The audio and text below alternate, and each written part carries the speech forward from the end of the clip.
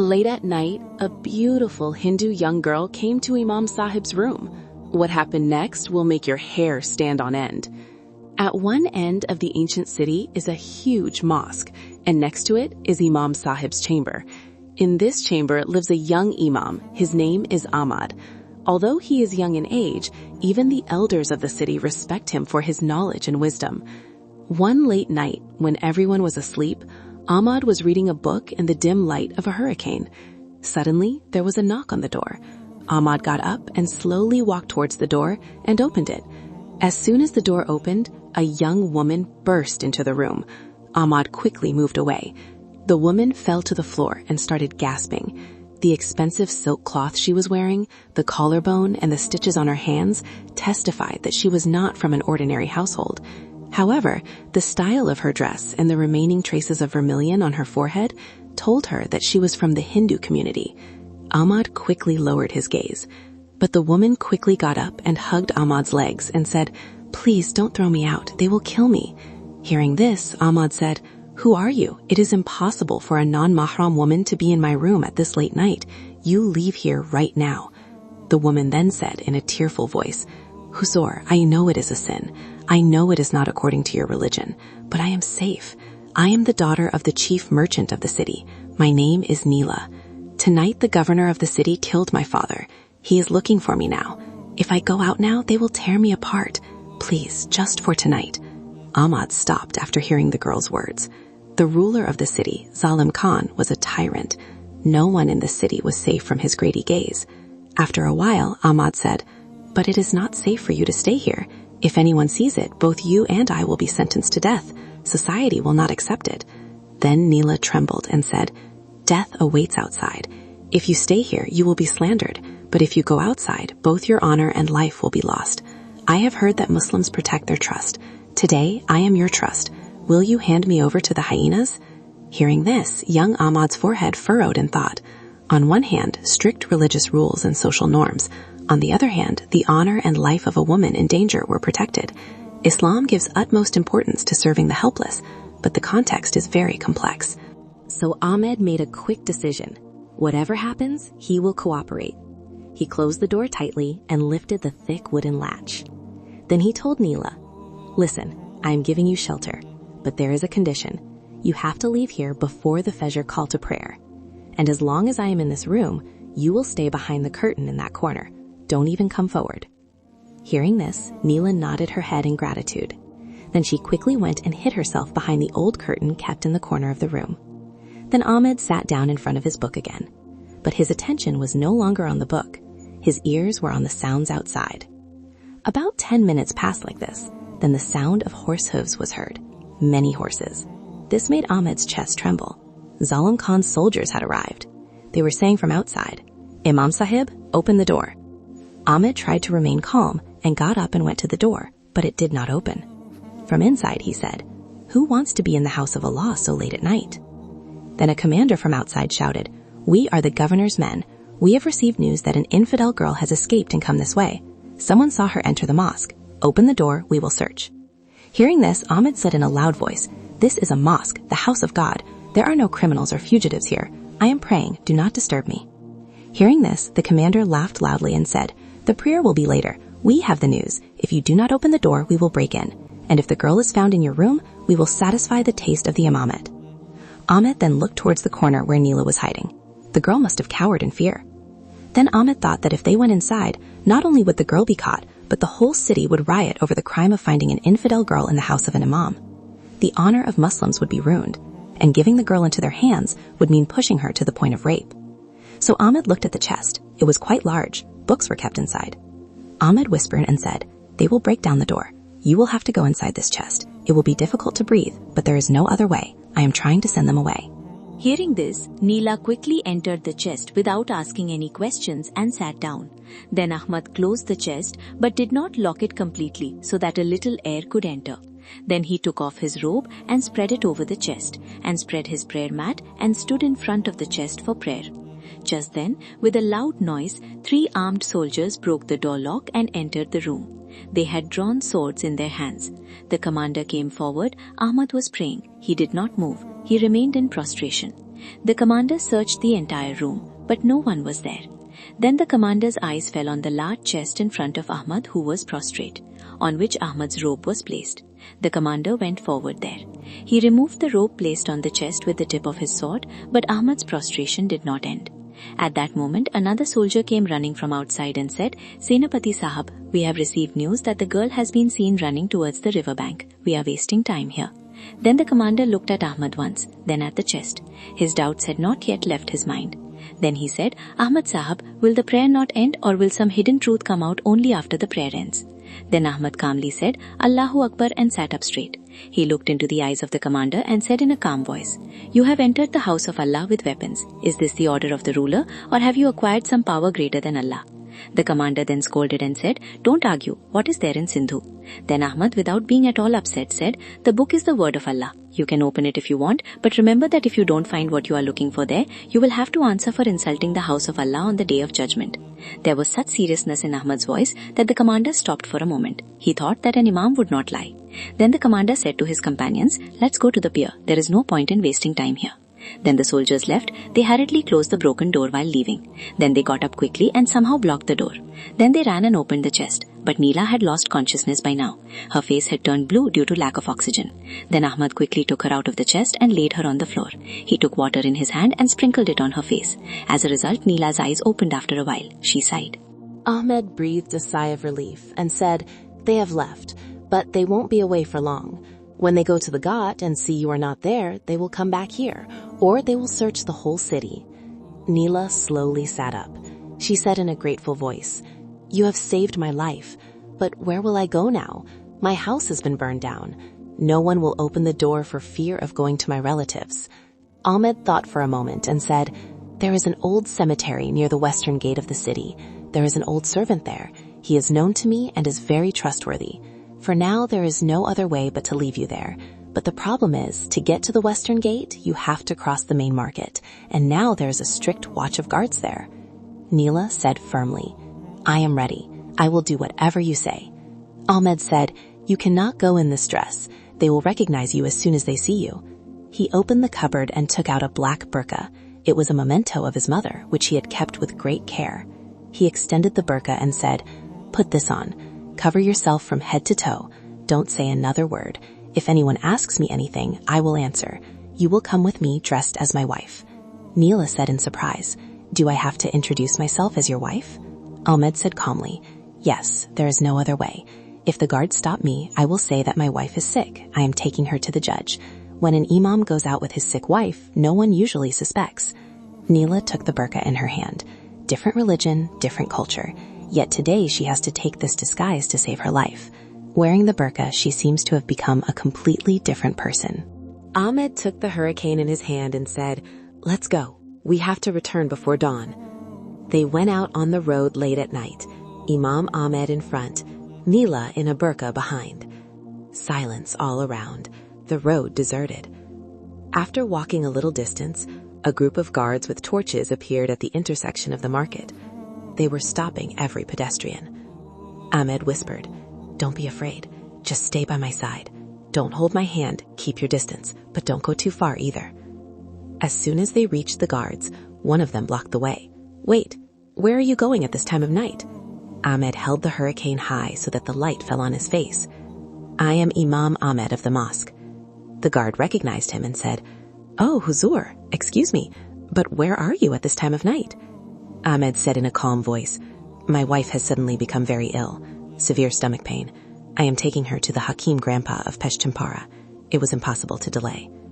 The guard looked at the veiled woman and said, "But Huzur, tonight is very strict. The governor's order is to arrest anyone suspicious. A fugitive is being sought." Ahmed said, "Am I a fugitive or is it my sick wife? Let us go. If we delay, there may be danger." The guard hesitated. Then another came forward and said, "Let Huzur go. He will not lie. Besides, that girl is a Hindu, and she is Huzur's wife. Go, get out of the way." The guard stood aside. Ahmed moved forward, and Neela followed him. Their chests were still beating rapidly. After a while, they reached another gate. There stood a huge Abyssinian executioner. His name was Kalu. It was said that he could tell who was his own by smelling people and who was not. Kalu saw them from a distance. He slammed his axe on the ground and roared, "Stop." Ahmed stopped. This man could not be fooled by words. Kalu slowly approached and stood in front of Nila. He approached and took a deep breath. Then he said in a hoarse voice, "This woman smells of silk. The poor imam's wife does not wear silk, and the Huzur's wife does not even have gold sandals on her feet. I have heard her say that from afar." Hearing this, Ahmed's chest trembled. There was no chance to remove the sandals and silk from Nila's feet under the burqa. Kalu raised his axe and roared, "Open the burqa. I want to see who is inside." Hearing Kalu's roar, Ahmed went and stood in front of him. He had no weapon in his hand, only the firmness of faith. He said in a calm but stern voice, "I must be killed before I touch a woman's clothes." Kalu laughed. "So be it." He swung the axe and tried to strike. At that moment, an arrow pierced the darkness and pierced his hand. The axe fell to the ground. A familiar voice came from the darkness. "Run, my lord." After moving the stone, another dark path appeared on the other side, but a light breeze was coming from there. It was clear that the path had gone outside. Ahmed said, "Let's go this way." The three of them started walking along that new path. The path gradually climbed upwards. After walking for a long time, they came out through the cover of a bush. The surroundings were completely unfamiliar. The lights of the city could be seen in the distance, but in the opposite direction. They realized that they had come outside the city walls. Nila was surprised and said, "Where is this?" Ahmed looked around and said, "This is the Devil's Mound. The river is very close from here. We have to cross the river." But as they moved towards the riverbank, a shadowy figure blocked their path. He came out from behind the bushes. He had a bow in his hand, his face covered with a black cloth. He said, "I knew you would come out this way." The voice sounded like a woman's. Ahmed stood alert. "Who are you? You shot the arrow at the gate?" The shadow slowly removed its mask. A radiant young woman appeared. Her eyes were sharp. She said, "My name is Sarah. I work in Salam Khan's palace, but I am a spy for the rebels. It is my duty to save Nila Devi." Nila was surprised and said, "You know me?" Sarah nodded and said, "Your father used to help us a lot. I left after hearing the news of his death. Imam Sahib, you have taken a lot of risks. Now the responsibility is mine." Ahmed said, "You cannot do it alone. Salam Khan's wolf pack will get the scent. It will not be easy to cross the river either." Sarah said, "The boat is ready, but the problem lies elsewhere. Salam Khan has killed all the boatmen in the city so that no one can escape. We have to sail our own boats. Besides, there is a royal patrol on the river tonight." Ahmed asked, "So what is the solution?" Sarah took out a map from her pocket. "There is an old banya mill north of the city. There is a secret drainage path down the river through it. We cannot reach the fort directly through that, but we can go up into the jungle. However, the path is very dangerous. It is full of snakes and crocodiles." Nila said in a tired voice, "I can't do it anymore. My legs are not moving." Ahmed said firmly, "There is no time to stop. Let's go." Towards Banya Mill. The three of them set off towards the north through the darkness, but they didn't know that Kalu was following them. Even though an arrow hit him in the hand at the gate, he did not give up. With bloody hands he followed them, sniffing the scent like a dog. He was accompanied by 10 other fierce warriors. By the time they reached the call to prayer, it was dawn. The sound of the call to prayer was coming from the distant fields. Ahmed's chest heaved. Today he could not lead the Fajr prayer in the mosque. Maybe he would never be able to. The old call to prayer was made of huge stones. Black, dirty water flowed from below into the river. Sarah said, "We have to go through this dirty water." Nila wrinkled her nose in disgust, but said nothing. They began to descend. The water was waist deep, and the stench was intense. Suddenly, there was a loud noise behind her. Kalu appeared with his army. He shouted, "Oh, children of Satan, did you think you could escape?" The soldiers began to surround them. The river in front, the Kalu behind. Both sides were closed. Ahmed then said to Sarah, "You guys get inside the drain. I'm stopping them." Sarah was shocked. "Impossible, you'll die." Ahmed smiled softly and said, "The imam's job is not only to lead prayers, but also to stand in front of the oppressor. You guys go." Dear viewers, today's episode ends here. If you want to watch the next episode, like the video and let us know in the comments. Stay well.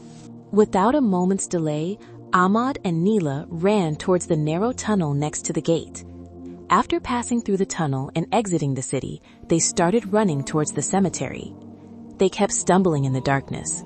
Nila's breathing became rapid. Under the burqa, heavy silk cloth was wrapped around her body. It was becoming difficult for her to run, but there was no chance of stopping. The light of torches and the shouts of soldiers could be heard behind her. Finally, they reached the boundary wall of the cemetery and stopped. The place was far from the settlement, surrounded by an ancient forest of sago trees. They entered through a broken part of the wall. The atmosphere of the cemetery was eerie. Hundreds of years-old graves, broken in places, covered in weeds in places. A small hut in the middle. That's where the old servant was supposed to live. Ahmad slowly went to the door of the hut and said, "Uncle, I'm Ahmad. Open the door, it's very urgent." After a while, the door opened and an old man came out. He said, "Ahmad, what are the living doing in the land of the dead so late at night?" He frowned when he saw Neela wearing a burqa behind Ahmad. "Who is with you? Has death come in pairs today?" Ahmad quickly entered the room and gestured to Neela. Then he took the old man's hand and said, "Uncle, there is no time for jokes. Zalim Khan's men are looking for us. We have to hide this girl here. There is no one to trust except you." The old man looked at Neela for a while. Then he said, "Zalim Khan's men? They kill the living. They are not afraid of the dead. They will come here too." Ahmad said, "At least for tonight. I will make other arrangements when the morning comes." The old man nodded and said, "Okay, but it's not safe to be on the ground. There is an old tunnel under the cemetery. Long ago, looters used it. Now no one knows it. You go there."